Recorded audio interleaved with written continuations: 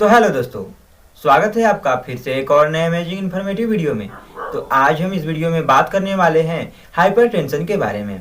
जैसा कि जो हाइपरटेंशन है इसे आमतौर पर हाई ब्लड प्रेशर या उच्च रक्तचाप बोला जाता है। तो आज हम जानेंगे कि जो हाइपरटेंशन है वो कैसे फैलता है, फैलने का कारण क्या है, किन लोगों में फैलता है, किन्हें नहीं फैलता, इनकी जो केस है वो कितनी है, कैसे हम बच सकते हैं, क्या क्या ट्रीटमेंट है, सारी जानकारियाँ।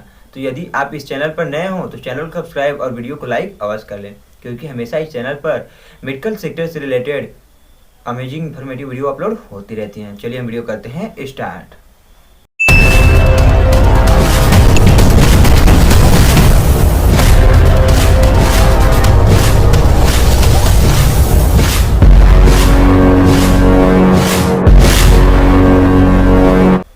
तो दोस्तों, जो हाइपरटेंशन है इसे WHO ने ग्लोबल एपिडेमिक घोषित किया हुआ है, क्योंकि ये जनरली बहुत तेज़ी से फैलने वाला यानी कि डिसऑर्डर है। यानी कि ये लोगों में बहुत तेज़ी से फैल रहा है। हाँ, ये एक व्यक्ति से दूसरे व्यक्ति में तो नहीं फैलते हैं, लेकिन बहुत तेज़ी से फैल रहा है। जो हाइपरटेंशन है इसके केस भारत में बहुत ही ज़्यादा देखने को मिल रहे हैं। जनरली भारत में 30% केस जो हैं वो हाइपरटेंशन के हैं। इसलिए WHO ने इसे ग्लोबल एपिडेमिक घोषित किया हुआ है। इसके बढ़ने के कई कारण हैं, जैसे कि उम्र के साथ साथ ये बढ़ते हैं, जेनेटिकली ये इफेक्ट करते हैं और हमारे लाइफ स्टाइल पर भी निर्भर करते हैं। तो चलिए आगे हम इनके बारे में विस्तार से बात करेंगे कि कैसे क्यों हो रहा है। तो चलिए अब हम आगे इनके कुछ और ख़ास बातों के बारे में जान लेते हैं, जैसे कि जो ब्लड प्रेशर है उसका नॉर्मल ब्लड प्रेशर के बारे में, कि स्वस्थ व्यक्ति का जो नॉर्मल ब्लड प्रेशर है वो कितना होना चाहिए। तो यदि बात करें तो स्वस्थ व्यक्ति का जो ब्लड प्रेशर होता है वो 120/80 mmHg होता है, यानी कि 120/80 mmHg। जो ब्लड प्रेशर है इसे mmHg में मेजर किया जाता है। ऊपर जो हमारा 120 है इसे सिस्टोलिक ब्लड प्रेशर, और नीचे वाले रीडिंग जो 80 है इसे डायस्टोलिक ब्लड प्रेशर बोला जाता है। और यदि यही इसका जो रेंज है वो बढ़कर 140/90 हो जाए तो इसे हम हाइपरटेंशन का स्टेज फर्स्ट मानेंगे। जो हाइपरटेंशन है इसके भी 2 स्टेज हैं।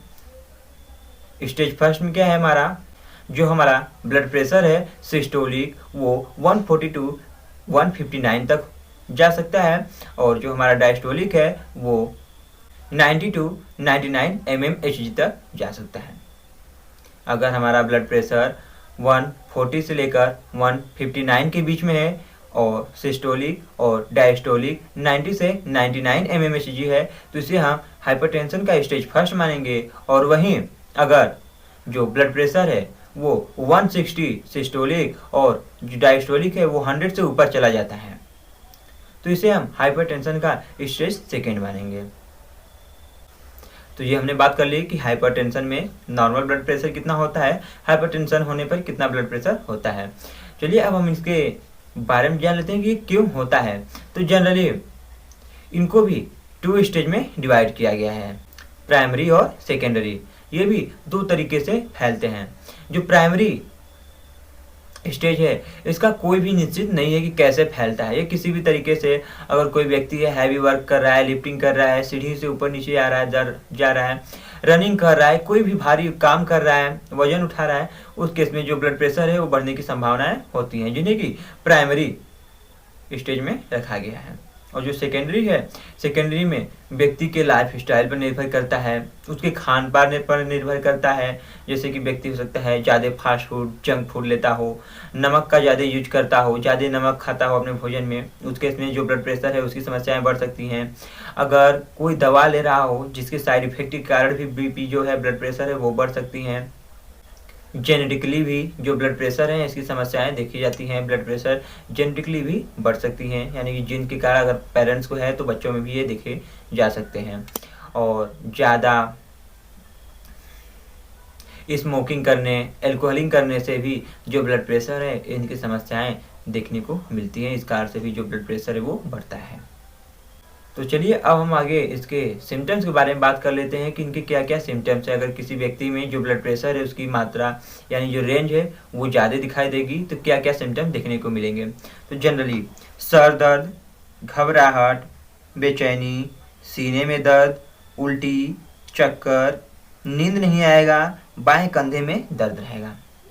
अगर वो हाइपरटेंशन स्टेज में है, अगर हाइपरटेंशन व्यक्ति को, तो ये सारी समस्याएं देखने को मिलेंगी। और यदि हाइपरटेंशन है वो लंबे समय से बना हुआ है, पेशेंट को पता नहीं है कि हाइपरटेंशन है यानी कि हाई ब्लड प्रेशर है, बीपी की समस्या है, तो उस केस में जो पेशेंट है वो बेहोश हो सकता है, उसके चक्कर आते हैं, नाक से खून भी आ सकता है, कभी कभी ब्रेन हेमरेज हो सकते हैं, स्ट्रोक हो सकता है, किडनी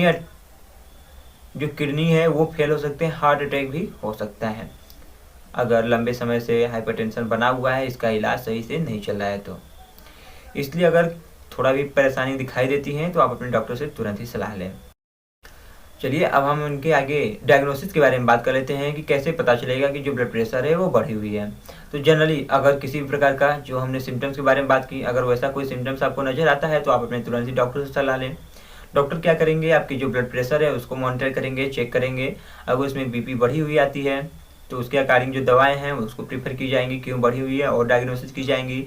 जैसे कि ईसीजी होता है, ईसीजी के कारण द्वारा जो ब्लड प्रेशर है बढ़ने के कारण पता चल सकता है। थायराइड हार्मोन के कारण जो ब्लड प्रेशर है वो बढ़ सकता है। लिपिड प्रोफाइल जो है उसके कारण भी जो हाई ब्लड प्रेशर है, हाइपरटेंशन है, वो हो सकता है। तो आप डॉक्टर के पास जाएंगे, वो सारे टेस्ट करवाएंगे, उसके बाद ही जो ट्रीटमेंट है वो आगे जारी करेंगे, ट्रीटमेंट देंगे। अब हम बात कर ले कि इसमें कौन कौन सी ट्रीटमेंट दी जाती हैं। तो जनरली इसमें बहुत सारी दवाएं हैं, जैसे amlodipine, nifedipine, telmisartan, calcium channel blocker, potassium channel blocker, diuretic, बहुत सारी ड्रग हैं। लेकिन जितने भी ड्रग हैं उन्हें आप डॉक्टर के अकॉर्डिंग ही लें, जैसे डॉक्टर प्रीफर करते हैं, जो दवाई लेने के लिए बोलते हैं उन्हीं को लें, ना कि किसी के दवाओं को कॉपी कर जैसे वो कोई बीपी की दवा खा रहा है तो वही हम भी खा लेंगे, सही हो जाएंगे, नहीं। जो डॉक्टर प्रीफर करते हैं, जैसे कहते हैं लेने के लिए, जो इंस्ट्रक्शन देते हैं उसे फॉलो कीजिए, उसी तरीके से दवाओं को लीजिए। अब हम आगे बात कर लें कि इनसे हम कैसे बच सकते हैं, बचाव क्या है। तो जनरली फास्ट फूड अवॉइड करें, किसी भी प्रकार का कोई फास्ट फूड, जंक फूड जो है उसे ना लें। एक्सरसाइज करें रेगुलर, योगा करें। अगर एल्कोहल ले रहे हैं, स्मोकिंग कर रहे हैं, उसे अवॉइड करें, छोड़ें। अपने लाइफ स्टाइल को चेंज करें, अपने ऊपर थोड़ा ध्यान दें। अपने भोजन में नमक का कम ही मात्रा लें, यानी कि बहुत कम मात्रा में नमक का यूज करें। और जो दवाएं हैं, जैसे डॉक्टर ने प्रीफर की है, डॉक्टर के अकॉर्डिंग जो दवाएं हैं उन्हें प्रॉपरली, जैसे डॉक्टर ने बताया है, इंस्ट्रक्शन जो दिए हैं उसी के अकॉर्डिंग जो दवाएं हैं उनको लेते रहें। स्वस्थ भोजन करें, अच्छी नींद लें। और यदि आपके घर में कोई हाइपरटेंशन से रिलेटेड, हाई ब्लड प्रेशर का पेशेंट है, तो आप अपने घर में एक डिजिटल मॉनिटर जो ब्लड प्रेशर होता है उसे रख सकते हैं, जिससे कि आप समय समय पर, हफ्ते में 1 बार 2 बार जो ब्लड प्रेशर है उसे मेजर कर सकते हैं और उनकी सेहत का ख्याल रख सकते हैं। तो ये थी हाइपरटेंशन के बारे में छोटी तथा महत्वपूर्ण जानकारियाँ। यदि वीडियो अच्छा लगा, वीडियो पसंद आया तो चैनल को सब्सक्राइब और वीडियो को लाइक अवश्य करें, क्योंकि इस चैनल पर आपको हमेशा ऐसी और अमेजिंग इन्फॉर्मेटिव वीडियो अपलोड मिलती रहेंगी। तो आज के लिए बस इतना ही, मिलते हैं नेक्स्ट वीडियो में नेक्स्ट टॉपिक पर। तब तक के लिए जय हिंद, जय भारत।